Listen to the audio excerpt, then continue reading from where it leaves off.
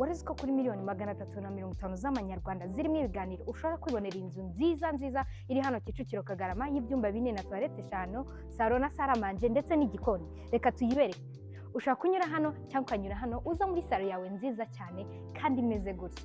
Warayibona ariko hano tukaba dufite TV stand nziza cyane iberanye n'urugo rwawe, kandi na hano tukaba dufite ahantu hari ubwiza bw'indabo zitandukanye nk'uko ubibona. Hano tukaba dufite saramanje nziza cyane ndetse n'igikoni kinini kandi gihagije ku muryango wawe, aho washyira cooking stove and also aho wakogereza ibyombo byawe, ndetse hanatujyana hanze ku nzu y'umukozi ndetse n'ibindi bice by'inzu. Hano hasi dufite icyumba kimwe na toilette ndetse n'indi toilette y'abashyitsi. Reka tujye hejuru tubereke ibyumba 3 bihasigaye.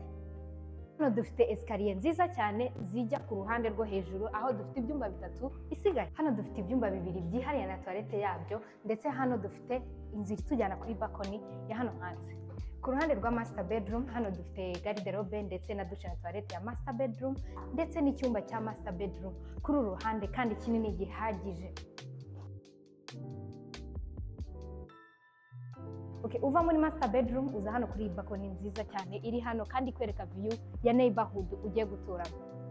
Kuri miliyoni 350 z'amanyarwanda ziganirwaho wakigurira ino nzu iri hano Kicukiro Kagarama y'ibyumba 4 toilette 5, igikoni, salo na saramanje.